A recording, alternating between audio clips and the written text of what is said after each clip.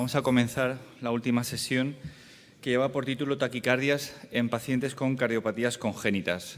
Soy Joaquín Osca del Hospital La Fe de Valencia. A mi lado tengo a la doctora Marta Ortega Molina, del Hospital La Paz en Madrid.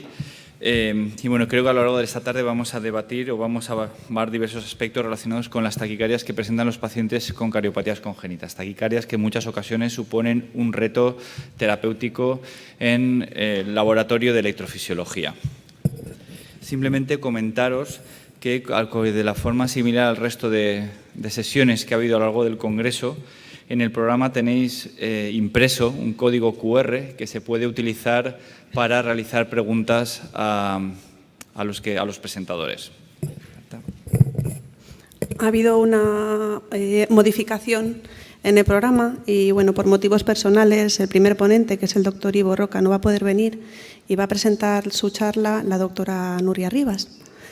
Bueno, si queréis podemos empezar ya con la primera ponencia, que la va a dar, que es la del doctor Ivo Roca, que la va a dar Nuria, y se trata de abordajes atípicos en pacientes con anomalías vasculares congénitas y adquiridas.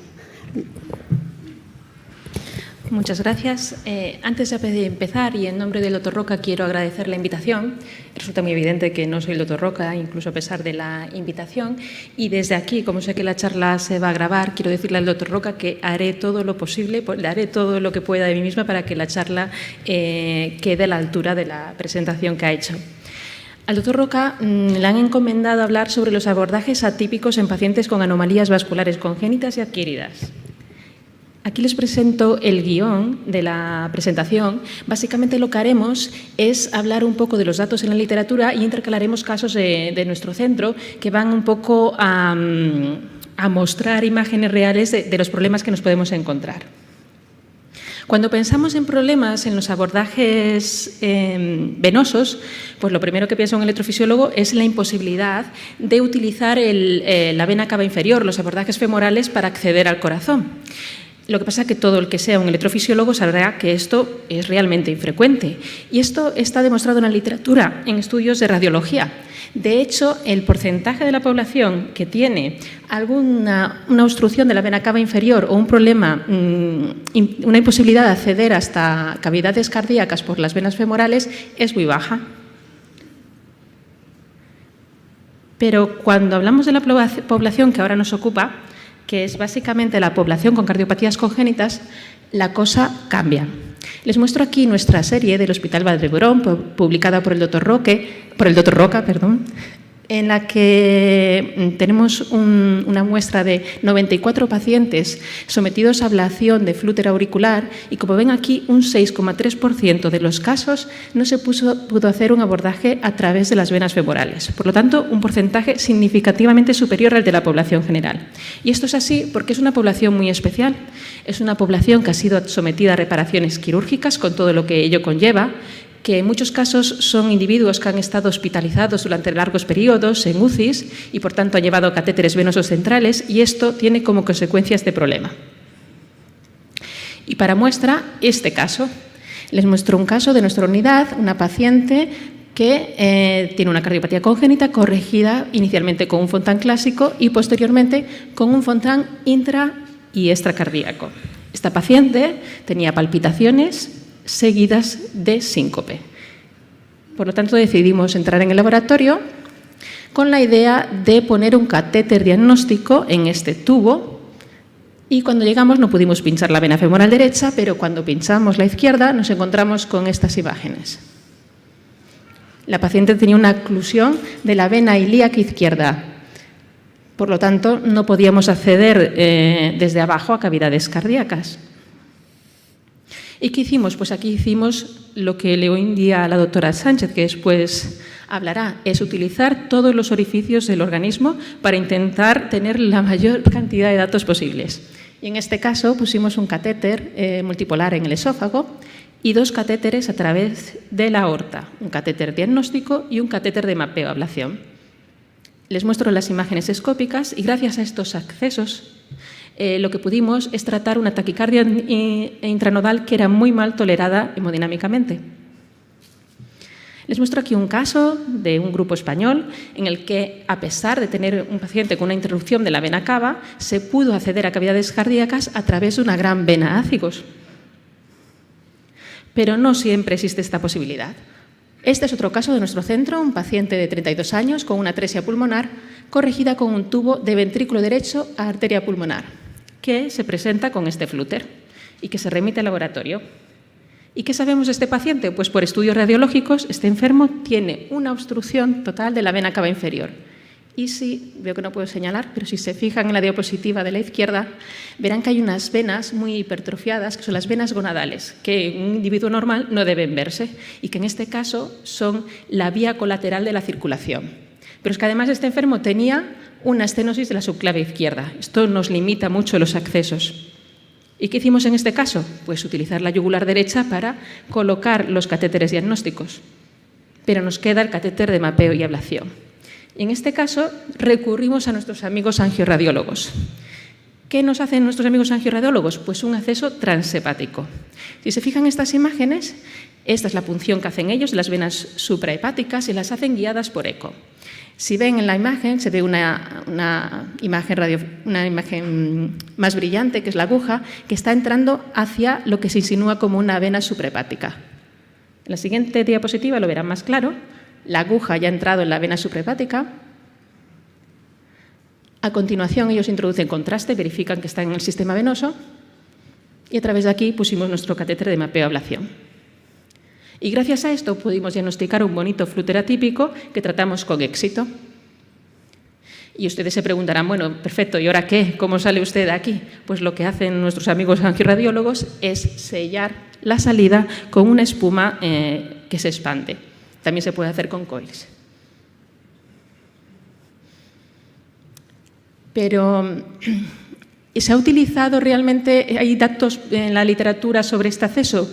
Pues ha sido utilizada inicialmente, las primeras publicaciones son sobre la utilización de este acceso para hacer cateterismos cardíacos en la edad pediátrica. Aquí le muestro la primera serie de 18 niños con cardiopatía congénita sometidos a cateterismo. Y si se fijan, incluso hay 3 casos de punción transeptal y 5 casos de intervencionismo. Por lo tanto, sí está publicado y es factible. ¿Y casos en electrofisiología? Pues hay casos aislados. Les muestro aquí 2 casos iniciales en niños publicados. Hay uno de un centro español. Y me imagino que en este momento se estarán preguntando todos si esta es una vía segura. Pues hay que decir que es una vía que puede tener complicaciones. ¿Y cuáles pueden ser estas complicaciones? Pues son las derivadas de la punción. Un hematoma peripático, un hematoma retroperitoneal, un hemo o un neumotórax o una hemobilia. Y ocurren entre un 1 y un 5% de los casos, este tipo de complicaciones graves. En esta serie concreta que les presento, publicada, la tasa de complicaciones era del 4,8%. Pero si vemos en detalle esta serie, observamos algo importante, y es que las complicaciones aparecen solo en aquellos individuos con un peso inferior a 30 kilogramos. Por lo tanto, cuando hablamos de niños con un peso superior o de adultos, es probable que esta tasa de complicaciones sea muy baja. Y por otro lado, se sabe que esa tasa se reduce si lo que hacemos es un cierre adecuado de este acceso con una espuma o con coils. Les muestro aquí los 2 casos en adultos publicados iniciales de este acceso para hacer una ablación, un procedimiento electrofisiológico. Y esta es una serie, son pocos casos, son 6 casos de pacientes adultos. Esta serie se la muestro para que vean que, evidentemente, aunque hay literatura, esta no es extensa, y para destacar que de estos 6 casos son 4 pacientes de ellos con cardiopatía congénita. Por lo tanto, es un acceso que probablemente es útil para esta población en la que podemos tener este problema tan concreto.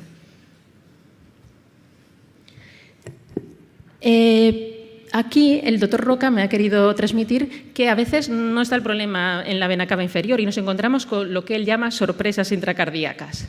Y para esto nos presenta un caso que es un paciente de nuestro centro con una ciudad tipo seno venoso y un drenaje anómalo de las venas pulmonares parcial intervenido en otro centro que viene con un flúter auricular.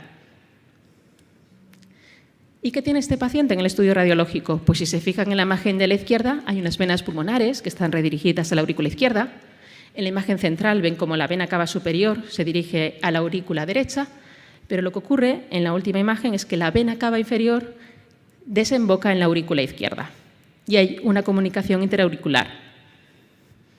Bueno, tenemos que tratar a este paciente, podemos acceder a cavidades cardíacas desde vena cava inferior y esto fue lo que se hizo y lo que se observó es que el paciente tenía un flúter ísmico. El problema aquí es que el istmo está localizado en ambas aurículas, una parte está en la aurícula derecha y otra en la aurícula izquierda, donde desemboca la vena cava. ¿Qué se hizo? Pues se empezó ablacionando la aurícula izquierda del istmo en la aurícula izquierda y con eso se consiguió enlentecer el flúter, pero no interrumpirlo. Accedimos después por yugular derecha. Se enlenteció un poco más el flúter, pero no se consiguió interrumpir. Y finalmente utilizamos todos los orificios, en este caso cardíacos, que era la CIA que tenía el paciente. Y a su través introdujimos el catéter de mapeo-ablación y fuimos de nuevo al istmo en la parte derecha y conseguimos interrumpir el flúter. Pero estas sorpresas pueden influirnos no solo en el tratamiento por ablación, también en otras terapias que tenemos que aplicar en estos pacientes, como la terapia de resincronización. Les muestro aquí el caso de un paciente con una transposición de grandes arterias congénitamente corregida, con una atresia pulmonar corregida con un tubo y una comunicación interventricular tratada con un cierre quirúrgico. ¿Y qué tenía este paciente? Pues lo que cabe esperar, una disfunción del ventrículo derecho sistémico y un QRS ancho con un bloqueo de rama derecha. Por este motivo se indicó un DAI y terapia de resincronización. Y como es habitual en estos pacientes, se hizo un estudio radiológico y se documentó que había una vena preciosa que nos parecía estupenda para implantar nuestro electrodo de resincronización.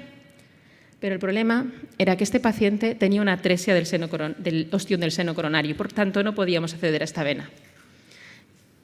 Pero analizando en detalle las imágenes, lo que podemos ver es que hay una vena que desciende hasta el seno coronario, que es una vena de Marshall. Y esta vena de Marshall nos puede permitir poner este electrodo de resincronización. La vena de Marshall, a diferencia de la vena cava superior izquierda persistente, se presenta siempre en pacientes que tienen una vena innominada y hay que canalizarla de forma selectiva. Esto fue lo que se hizo. Aquí les muestro las imágenes del vídeo. Podrán ver que se insinúa aquí la vena.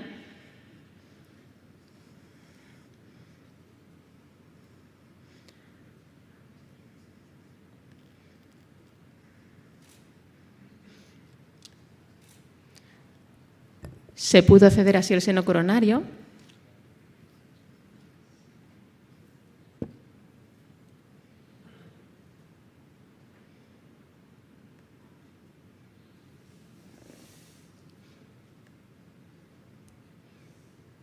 Visualizar esta vena lateral tan estupenda.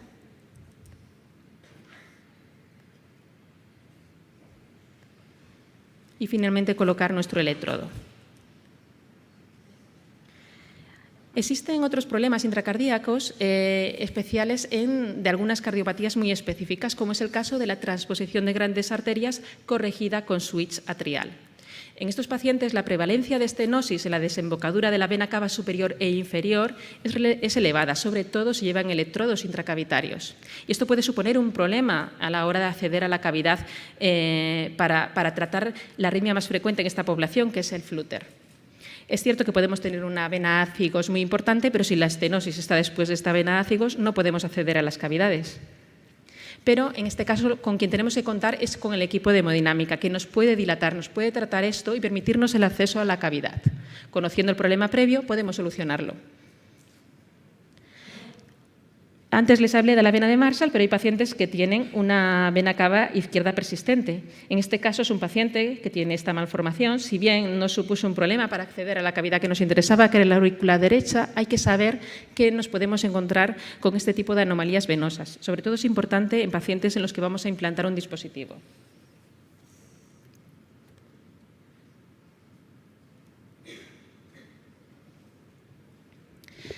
Les muestro, por otro lado, nuestra serie en estas cardiopatías que son más complejas, que son precisamente las pacientes con transposición de grandes arterias y switch auricular. En estos casos, muchas veces lo que tenemos es que acceder a la aurícula derecha. Y la única forma de acceder a esta aurícula, que está a la derecha, pero que en realidad es sistémica, recibe la circulación de las venas pulmonares, es de forma retroaórtica o mediante una punción transvagal. Y el otro grupo de pacientes en los que nos encontramos un problema de acceso a cavidades muy importante son los pacientes reparados con un Fontan que no sea clásico, con un tubo intracardíaco o extracardíaco. Si tenemos la suerte de que el cirujano ha dejado una fenestración, un pequeño agujerito en este tubo que nos permite el acceso a la cavidad, pues esto nos resulta fantástico. Y les muestro el caso de un paciente, un niño de 9 años, en el cual tenía un flúter, el cirujano nos había dejado una pequeña fenestración y con esto pudimos diagnosticar un flúter cicatricial que se pudo tratar con éxito a través de este acceso.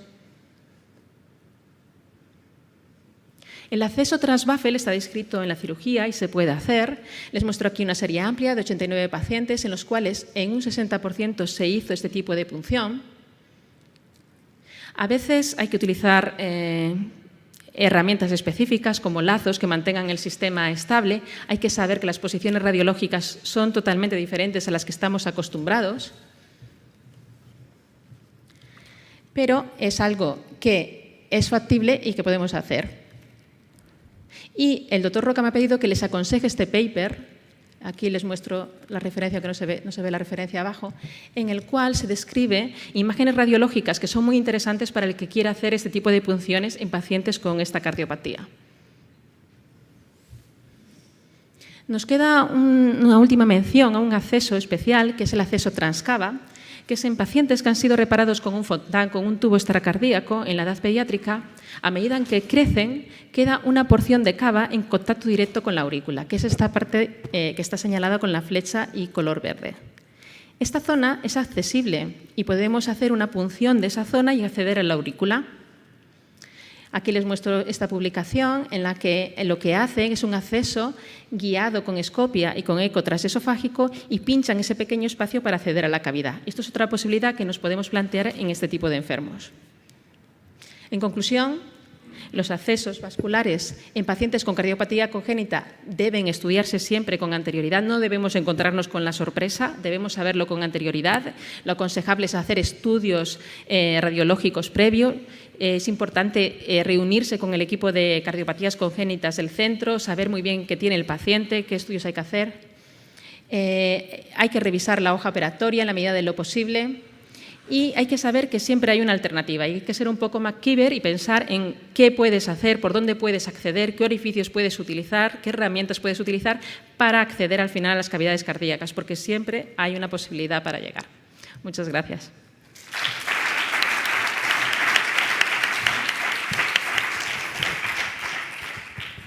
Muchas gracias, Nuria. Dejamos el debate para el final de la sesión de las charlas. A continuación, el doctor Ernesto Díaz Infante, del Hospital Virgen de la Macarena, nos va a hablar de ablación de las taquicardias intranodales en cardiopatías congénitas. Ernesto.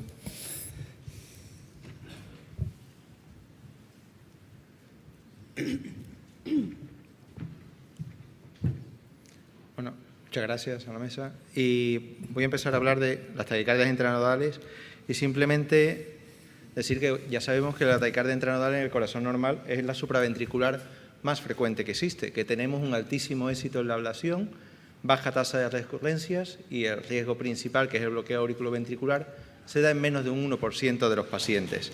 Esto es lo que ha hecho que el consenso de todas las sociedades electrofisiológicas digan que en la taquicardia intranodal sintomática debamos ir a la ablación con catéter, modificando la vía lenta como tratamiento electivo.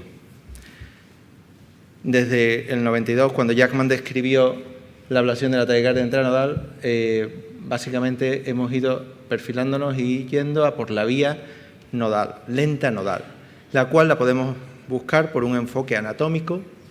Sabemos dónde está el triángulo de Koch, sabemos que en el vértice está el GIS, sabemos que el ostium del seno coronario marca el borde posterior y el velo de la tricúspide marca el borde anterior del triángulo. Y la vía lenta se encuentra en la porción medial o posterior de ese triángulo de Koch.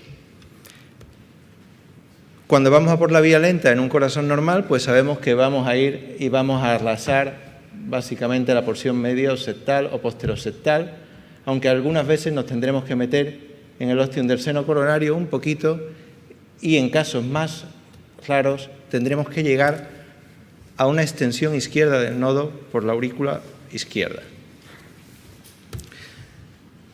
Los potenciales de alta y baja amplitud se describieron desde el principio, tanto por Jackman como por Heisinger, pero han demostrado una sensibilidad y especificidad baja. Por eso habitualmente lo que empleamos es el enfoque anatómico para localizar dónde está la vía nodal y destruirla. Pero ¿qué particularidades tiene la taquicardia intranodal en las cardiopatías congénitas? Para empezar, decir que por suerte es un sustrato poco frecuente en estos pacientes. Las arritmias en ellos son muy frecuentes, pero sobre todo las taquicardias auriculares macroadentrantes. Pero la taquicardia intranodal representa un porcentaje bajo dentro del total de las arritmias que ellos tienen. Y cuando abordamos un paciente con una taquicardia intranodal y una cardiopatía congénita, nos encontramos dos clases de dificultades.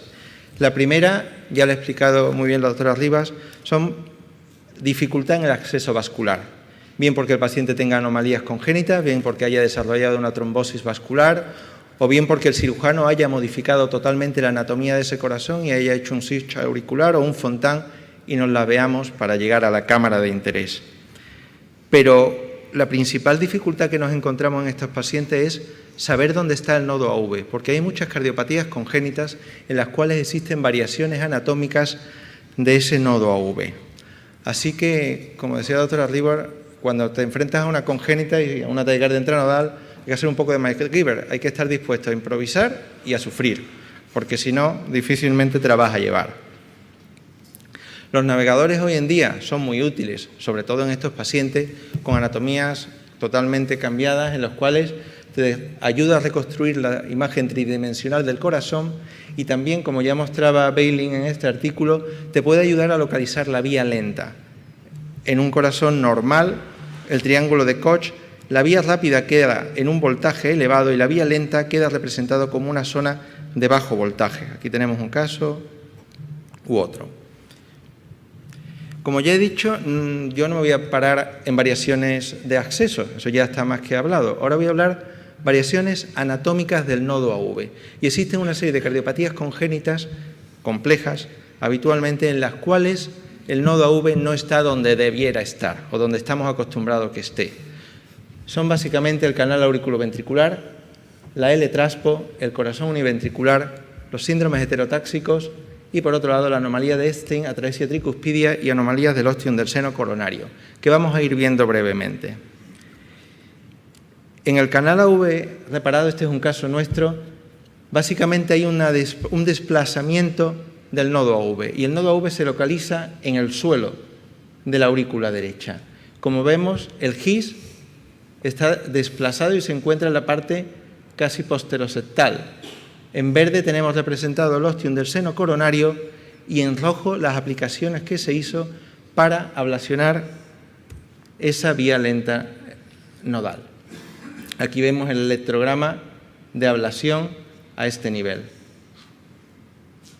Este es un caso que me ha dejado el doctor Moreno, la doctora Sánchez, y nuevamente un canal auriculoventricular y vemos lo mismo. Aquí estaría la posición teórica del GIS, aquí el ostium del seno coronario, el GIS a nivel medio septal, aquí las aplicaciones iniciales buscando la vía lenta donde habitualmente está, pero estaba muy por debajo del ostium del seno coronario, o sea, está siempre a nivel posterior. Otra patología en la que varía mucho el nodo auriculoventricular es la L-transposición de grandes vasos, y esto debemos tenerlo en cuenta. En la L-traspo existe un desalineamiento del septo interauricular y el septo interventricular, no coinciden. Y esto lleva a que estos pacientes pueden tener dos nodos auriculoventriculares, una localización posterior, la habitual, que no llega a contactar con el septo interventricular, no hay GIS a ese nivel. ¿Y dónde está el GIS en estos pacientes? Pues en un nodo AV muy anterior y yuxtapulmonar, por el cual el GIS penetra por la unión mitropulmonar. Por tanto, cuando tú te encuentras con una L-traspo, podrías pensar, ¿y dónde demonios le quemo la vía lenta? ¿Aquí? ¿Me voy para acá? Pues bueno, todas las series, o casi todas, las series demuestran que en estos pacientes la vía lenta, gracias a Dios, está donde suele estar. En la posición de un corazón normal, si aquí tenemos el GIS y aquí tenemos el ostium del seno coronario, solemos llevarnos las taquicardias intranodales en la parte posterior de ese triángulo de Koch. En los síndromes heterotáxicos, ya sabéis, posiciones ambiguas de los órganos, existen muchas variaciones. En esta dextrocardia, con una comunicación interventricular y una doble salida, vemos como el GIS se ha desplazado hacia abajo, vemos las aplicaciones iniciales que hizo el doctor Moreno para llevarse la vía lenta y al final tuvo que dar prácticamente a nivel medio septal al lado del GIS. Como ya he dicho, para recurrir a las ablaciones de taquicardia intranodales, cuando tú miras la casuística de tus propios centros, realmente son muy pocos casos los que tenemos de taquicardia intranodal en cardiopatías congénitas complejas. Y si hay algo, una locura en la taquicardia intranodal, es en el corazón univentricular. Porque para empezar no se conforman muchas veces con tener un nodo auriculoventricular, sino que muchas veces tiene un nódulo auriculoventricular principal y uno secundario. Aquí veis en esta gráfica, cortada la unión AV, el nodo AV principal está representado con la bolita negra y tenemos la suerte de que suele estar localizado a nivel posterior y el nodo AV secundario suele estar localizado a nivel anterior. Pero bueno, ya veis que hay veces que el nodo AV principal conectado al GIS está al nivel anterior y el nodo AV secundario está a nivel posterior. Por tanto, échate a temblar. Por lo menos yo me echo a temblar cuando tengo un canal AV y una sospecha de taquicardia intranodal. Y a veces existe la fisiología del nodo AV gemelo, que ya posteriormente explicaré. Otro grupo de patologías distintas son aquellas en las que la vía lenta está en la base del triángulo de Koch o a nivel septal, pero las referencias anatómicas de ese triángulo de Koch están distorsionadas. ¿Dónde ocurre esto? Básicamente en la anomalía de Epstein, en la atresia tricuspidia y en las anomalías del seno coronario. En la anomalía de Epstein, pues bueno, el triángulo de Koch está donde está, pero la válvula tricuspidia nos la encontramos bastante más adelante, el borde ventricular. Las atresias tricuspidias sí son bastante más complejas. Aquí tenemos esta imagen del trabajo de Katie publicado, es un caso con una gran comunicación interauricular, una atresia tricuspidia y una atresia pulmonar, y en la cual mostramos dónde está el GIS y dónde está la vía lenta. Podemos verlo aquí en la escopia, el GIS está a nivel anterior y más abajo a nivel posterior estaría la localización de la vía lenta. Hay que quemarlas a nivel del septo interauricular en el lado izquierdo, por debajo de la posición del GIS. Esta gráfica de un artículo del doctor Eduardo Arana nos muestra un fontán con una atresia tricuspidia y nuevamente por vía retroaórtica en el lado izquierdo del septo interauricular es donde vas a localizar la vía lenta nodal para poderla ablacionar. Y aunque he dicho que no voy a hablar de problemas de acceso, sí tengo que hablar de taquicardia intranodal en la D-traspo y en el fontán, porque las modificaciones que ha hecho el cirujano nos va a complicar mucho llegar a esa vía lenta.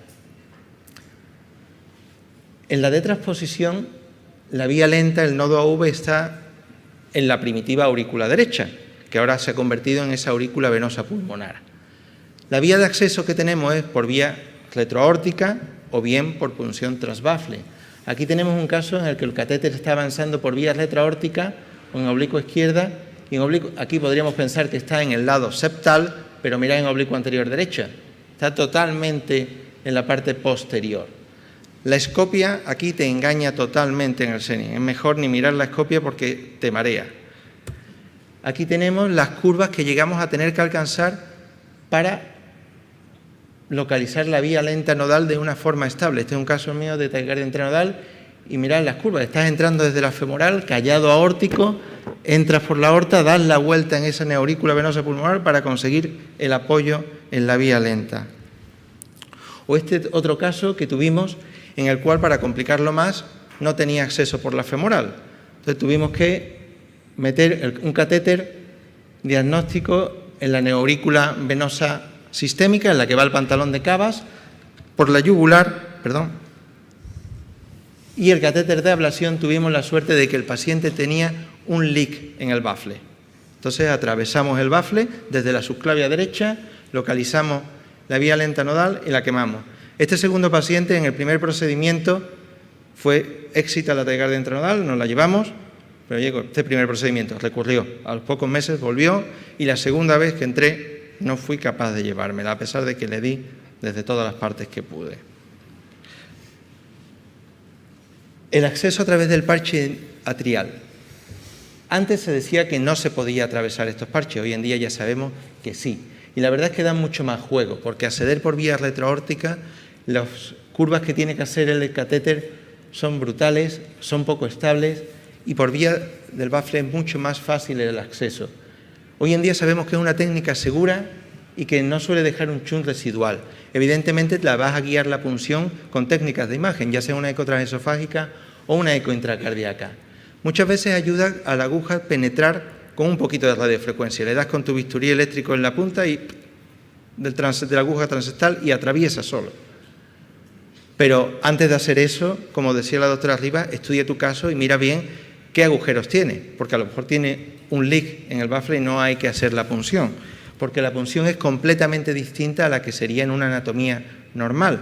Aquí tenéis en una oblicua izquierda, si en un corazón normal pinchamos entre las 4 y las 5 para la punción transectal, aquí en un corazón con un Senning o un Mustard estamos pinchando a las 11:12. Por lo tanto, la imagen, las técnicas de imagen que nos den apoyo son imprescindibles. Quería puntualizar aquí el nodo AV. Los nodos AV gemelos se dan en las cardiopatías más complejas y son dos sistemas de conducción específicos en paralelo. Dos nodos AV, cada uno con su GIS y con sus dos ramas. ¿Dónde tenemos que sospecharla? En aquellos pacientes que con un ritmo sinusal o otro ritmo auricular cambie el QRS por completo, dos QRS estrechos completamente diferentes. Además es característico que según de donde venga la aurícula da un QRS u otro y con PRs distintos. Si el foco auricular está más cerca de un nodo AV, pasará por uno y bajará por su GIS o viceversa. Estos pacientes pueden presentar taquicardia entre los dos nodos o entre a lo mejor la vía lenta de un nodo y la vía rápida de otro.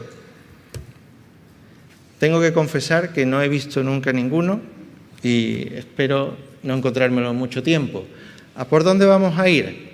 O iremos o por el brazo retrógrado de la taquicardia o por aquel nodo AV que tenga una peor capacidad de conducción anterógrada. Aquí tenéis un caso de Chu en el cual se muestra un corazón con fisiología univentricular, un gran anillo AV y el GIS está localizado en el nodo AV principal a nivel posterior y el nodo AV secundario a nivel anterior.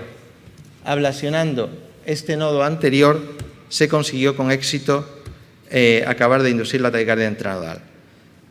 Voy mal de tiempo, decir que la radiofrecuencia es la técnica que se suele emplear con catéter de 4 milímetros. No hay que usar mucha potencia y mucha temperatura porque nos vamos a jugar el nodo AV y muchas veces en estos pacientes la ablación del nodo auriculoventricular significa un compromiso hemodinámico muy importante y condenarlos a un marcapasos puede ser algo dramático. Por lo tanto, con mucho cariño hay que ablacionar esa vía lenta nodal.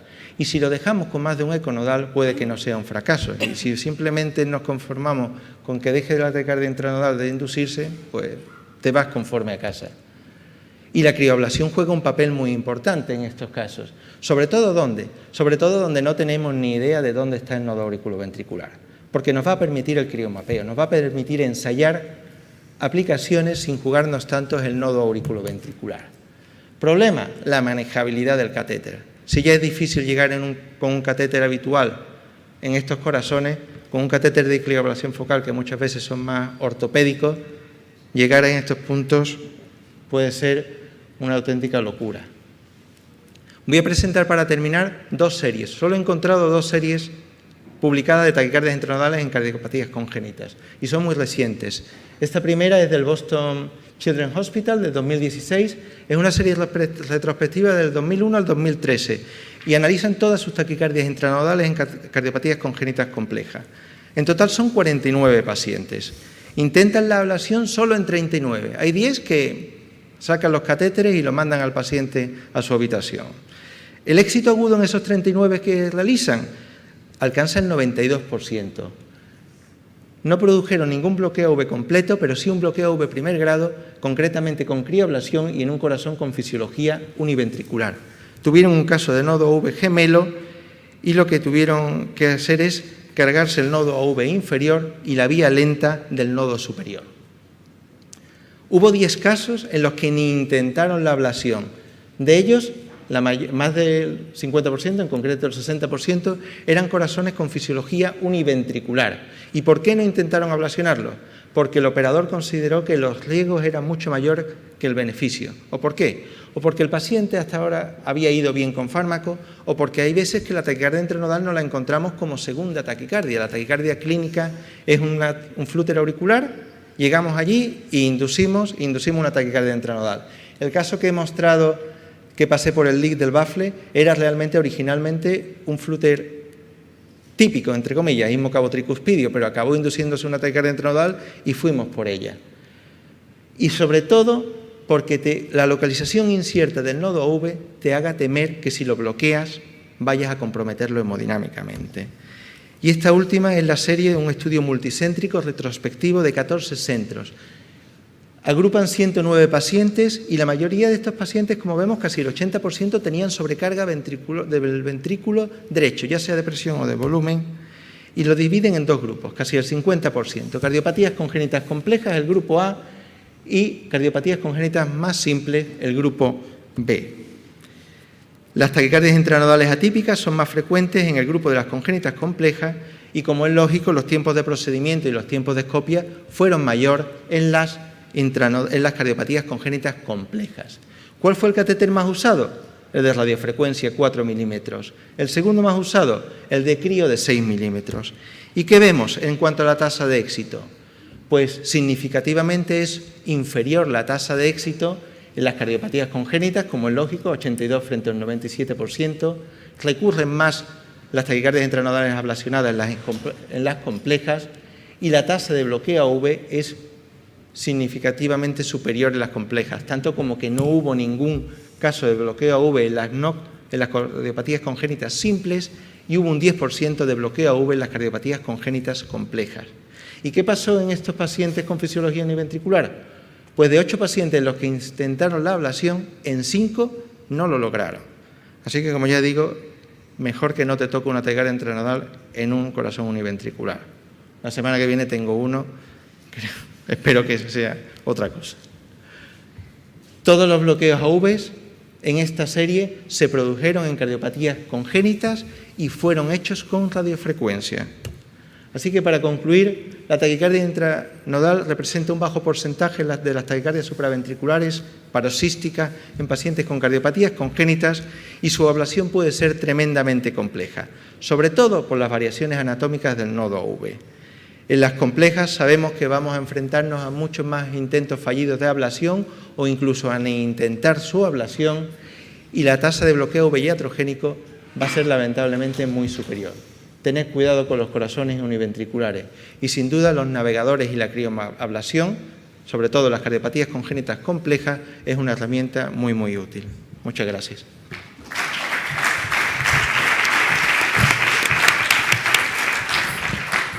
Gracias, Ernesto, por la ponencia. La siguiente charla es de taquicardias auriculares tras la cirugía de Fondant, que nos lo va a dar la doctora Inmaculada Sánchez del Hospital Ramón y Cajal de Madrid.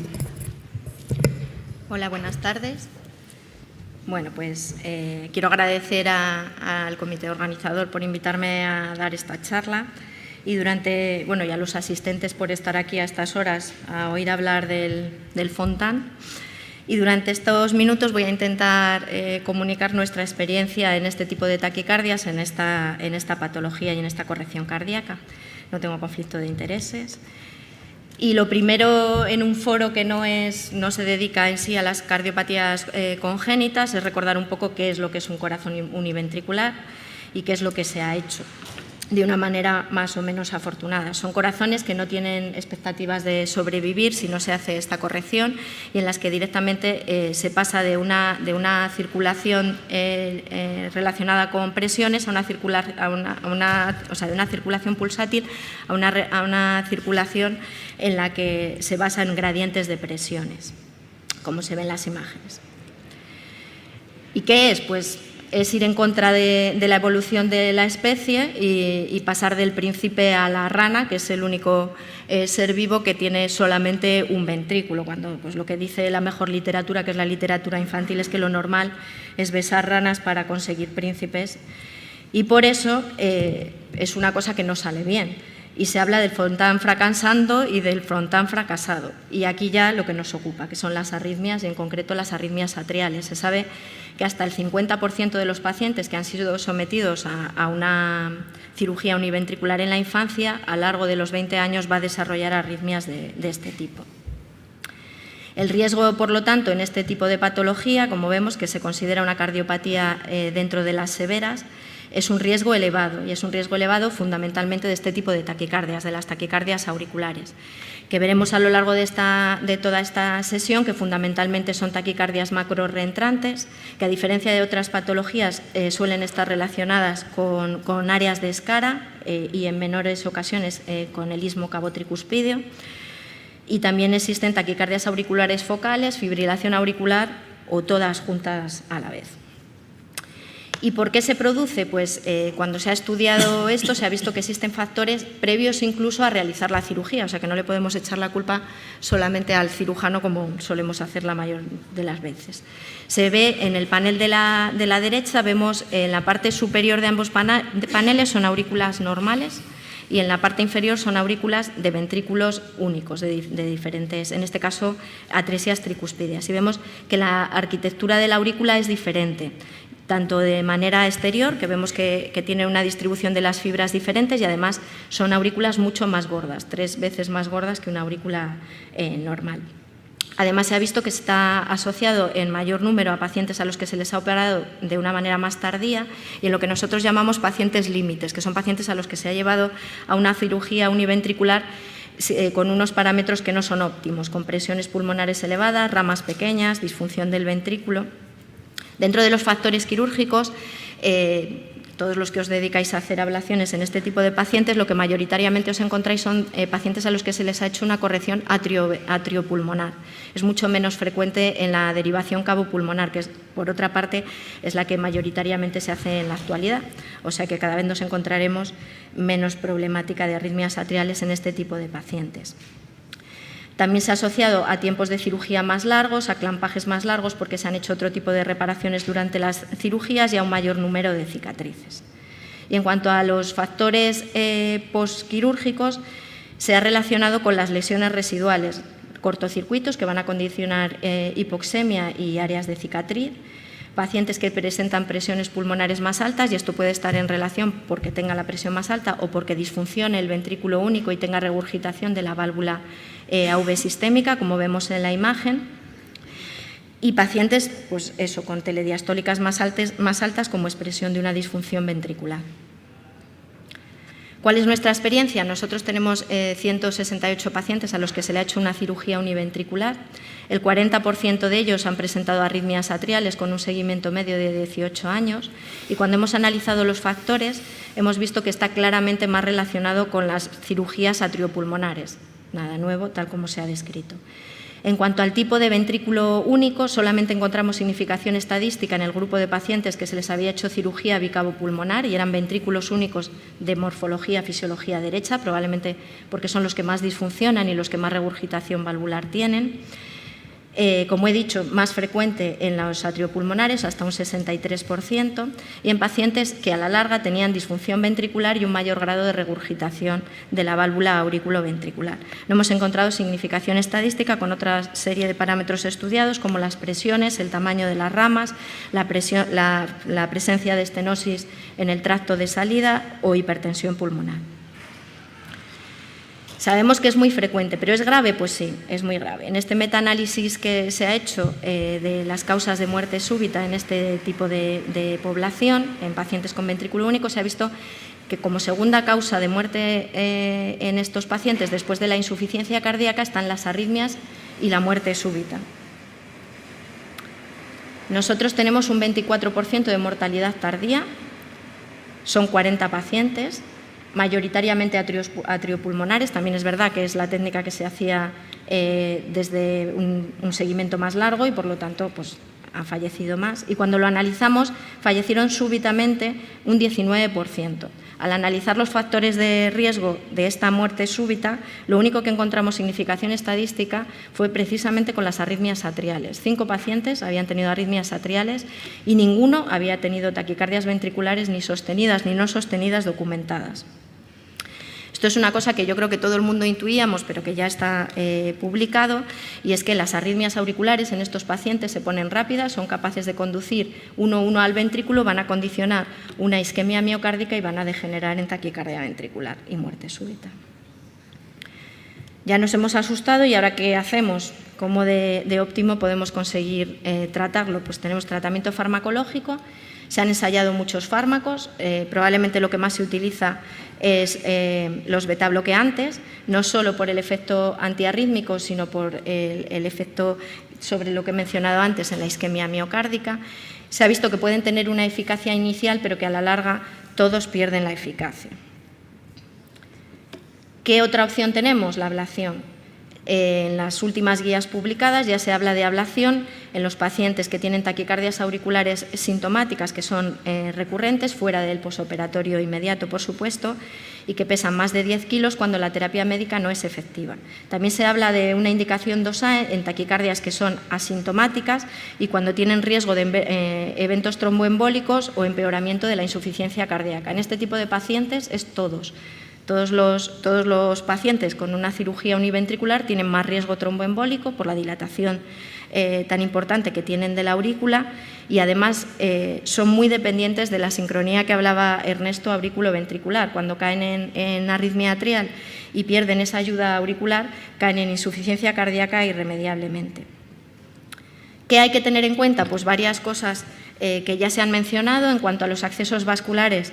Yo soy la doctora Sánchez de los orificios del cuerpo, pero puedo asegurar que solamente hemos utilizado los orificios naturales de la parte superior del cuerpo, no descartamos que en algún momento tengamos que utilizar alguno más. Hemos visto que en todas las series y en todos los hospitales y todos los que nos dedicamos a esto tenemos gran problema por las trombosis previas, son pacientes que se han llevado muchos procedimientos y que hay que hacer un estudio de los accesos vasculares, aunque luego cuando abramos el debate veremos cómo hay que hacer el estudio, porque muchas veces con un ecodoppler no es suficiente. Son pacientes que tienen heterotaxia, como comentaba Ernesto, como el paciente que veis en la imagen inferior, en los que te puedes encontrar que si no has hecho un buen estudio de imagen previo, tú subes por la cava, tiene continuidad cava-ácigos y te encuentras en que hace el callado de la ácigos y es un acceso bastante menos amable para la hora de hacer la ablación. Por eso es importante realizar pruebas de imagen en estos pacientes siempre previamente, en ocasiones como este paciente, que es un atrio pulmonar al que utilizamos el rotacional para conseguir tener una imagen en el momento real para hacernos una idea de esa aurícula tan horrorosa que tenía. Todas las peculiaridades anatómicas, porque los ventrículos únicos, como también ha dicho Ernesto, son como los chinos, se parecen, pero cada uno es diferente. Espero que no haya ninguno en la sala. Y además el sistema de conducción también es diferente. Si en los canales sabemos que el GIS está más bajo, en estos depende de dónde esté la cámara accesoria. Puede estar más abajo, más arriba, y es difícil saber dónde se encuentra si no hemos hecho un estudio previo y unas pruebas de imagen previas que además integraremos en nuestros navegadores. Una vez que estamos en el procedimiento y en cuanto a qué nos vamos a encontrar, pues igual que en otros tipos de cardiopatías está más establecido qué arritmias o qué reentradas o dónde se encuentran las reentradas dependiendo de la cirugía que se ha hecho, en estos pacientes suelen ser múltiples.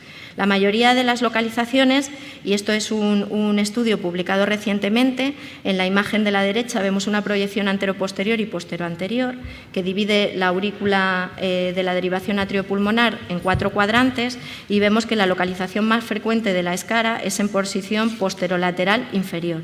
Y de hecho ahí es donde se encuentran la mayoría de los cortocircuitos reentrantes. Pero también hay ísmicos, también pueden tener varios, también pueden tener taquicardias auriculares focales, fibrilación auricular o todo. En la imagen inferior he puesto otro estudio en el que dividen por cardiopatías. El primer quesito es pacientes en los que solamente han utilizado una ablación convencional. El Fontan no aparece. En el siguiente es en el que han utilizado una ablación convencional y además han utilizado un navegador. El Fontan aparece poco.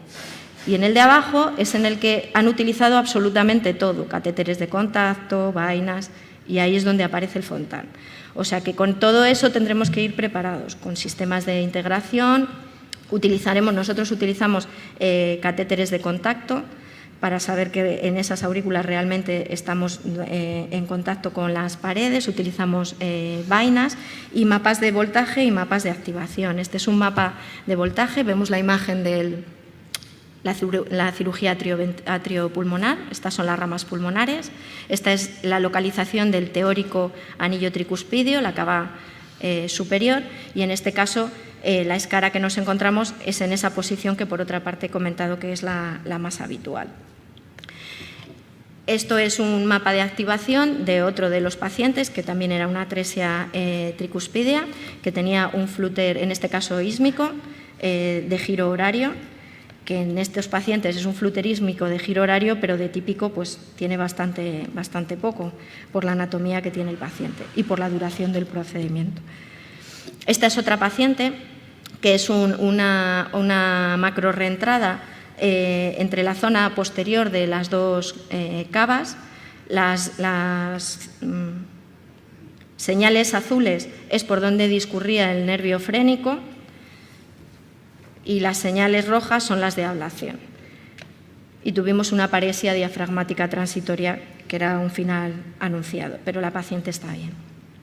Y este es otro de los pacientes de nuestra serie, que es una taquicardia microrreentrante, también en esa zona inferolateral de la cava inferior, y que también llevamos a la sala de ablación, también la ablacionamos con éxito.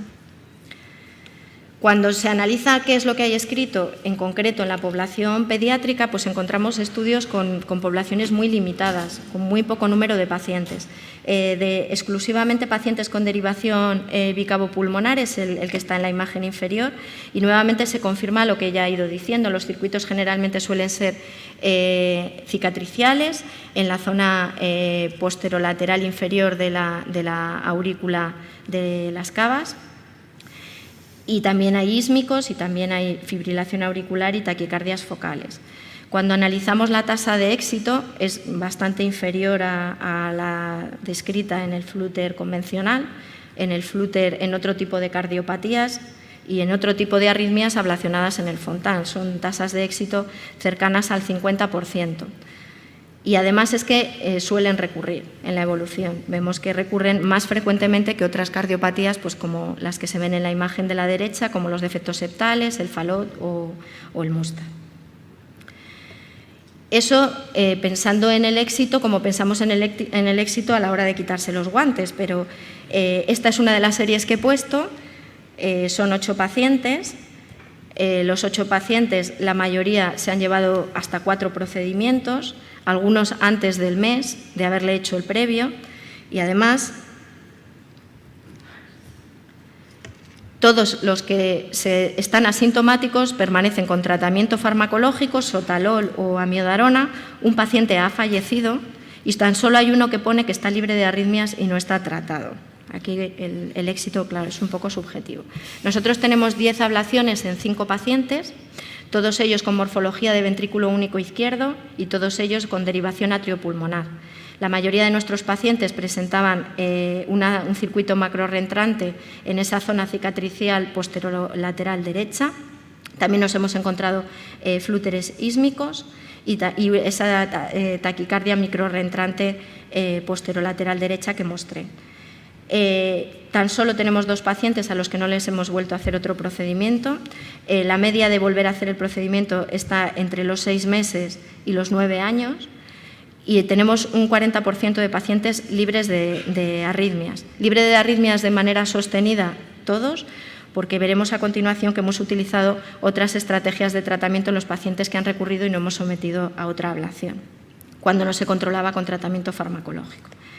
Una alternativa es la estimulación auricular con dispositivos con terapias auriculares, que en la población general adulta es muy controvertida, pero hay un estudio muy reciente que enrola 91 pacientes, 18 de ellos fontanes, y cuando compara las distintas cardiopatías, la tasa de éxito de estas terapias en esta población está incluso por encima del resto de las cardiopatías, con un 72% de efectividad de las terapias. No han encontrado diferencia en cuanto al tipo de terapia programada. Nosotros tenemos 7 pacientes en los que hemos utilizado esto, en la mayoría porque además asociaban disfunción sinusal. Hemos puesto 4 pacientes de manera percutánea endocavitaria, eran todos derivaciones atriopulmonares. Algunos tienen el seno coronario que vemos en la imagen inferior, pero es verdad que nosotros contamos con un arma infalible, que es el doctor Hernández Madrid, que es capaz de canalizar cualquier seno coronario. También hemos puesto 3 pacientes de manera epicárdica, todos ellos bicavopulmonares, y uno de ellos, que es el de la imagen de la derecha, tiene un desfibrilador. Ese implante fue un infierno, porque, como veis, está lleno de bobinas, tiene una bobina subcutánea y otra cosida alrededor del corazón. Este chico tiene esta escoliosis, no es que estuviera torcido en la mesa de quirófano, además tenía muchísimas colaterales, sangraba un montón. Y ha tenido terapias apropiadas por flúter con conducción variable, terapias auriculares, y también ha tenido terapias inapropiadas sobre taquicardias auriculares con una conducción 1-1, pero que le ponían, o sea, le sincopaban, y por eso digo lo de inapropiadas entre comillas. Por último, y ya termino, una opción para estos pacientes es la reconversión, que consiste en pasar la derivación atriopulmonar a bicavo, se les dejan cables de estimulación y además se le hacen unas líneas de ablación. Si han tenido fibrilación auricular, será un MACE 3, que hace líneas de ablación en la aurícula derecha y en la aurícula izquierda. La mortalidad global en todos los estudios oscila mucho, entre un 0 y un 33%, también la tasa de trasplante, y la recurrencia ya es la oscilación del todo, entre 0 y 100. La mayoría de las series es del 66%, excepto Mabrudis, que es el que más ha publicado al respecto, y tienes las series más largas, que publica una recurrencia de taquicardias del 13,5%. Se ha publicado recientemente otro estudio en el que se ve que si se elige esta terapia de una manera más precoz, la tasa libre de trasplante o muerte es mejor, del 84%, de fibrilación auricular es del 100%, aunque un 18% desarrollaron flúter posteriormente, y la tasa de éxito libre de flúter del 84%. Nuestra experiencia es muchísimo peor que esa, por eso lo hemos dejado de hacer desde hace ya bastantes años. Tenemos 7 pacientes que le hicimos una reconversión, 2 de ellos se lo hizo Mabrudis, este que tiene las series tan buenas. 3 fueron por arritmias incontrolables, 2 por arritmias y lesiones residuales, 1 por arritmias incontrolables y disfunción ventricular, y 1 tenía síndrome pierde proteínas y bronquitis plástica. La mortalidad inmediata fue del 71% y además de los pacientes restantes el 50% volvieron a tener arritmias. Probablemente nuestra mortalidad es por el tiempo en el que se hizo la reconversión y porque eran pacientes que estaban ya realmente pasados. Aún así es una técnica que, como digo, hemos desechado. Y por último, como reflexiones, las arritmias atriales son un problema, como hemos visto, muy frecuente, pero de difícil solución en estos pacientes. Quizá nuestro objetivo no sea pensar que somos los MacGyver que han dicho y vamos a conseguir que no tengan arritmias atriales estos pacientes, porque es una cosa que es ciencia ficción, sino mejorar su clase funcional, mejorar su estado clínico e impedir que se mueran de forma súbita. Probablemente no sea solamente con una estrategia, sino empleando varias estrategias como ablación, estimulación o fármacos. Y luego le paso a mi compañero Ernesto Díaz Infante. Os invito a esta mesa que hemos montado desde la sección de congénitas del adulto y la sección de arritmias para la próxima reunión también aquí en Sevilla de la SEC, en la que decidimos ponerle este título, Arritmias atriales en cardiopatías congénitas en general, y nos va a dar la versión del electrofisiólogo, el doctor Díaz Infante, y la versión del cardiólogo, que luego lo ve en la consulta, la doctora Rocío García Horta. Nada más. Muchas gracias a mi equipo, sin el que, por supuesto, nada de esto sería posible.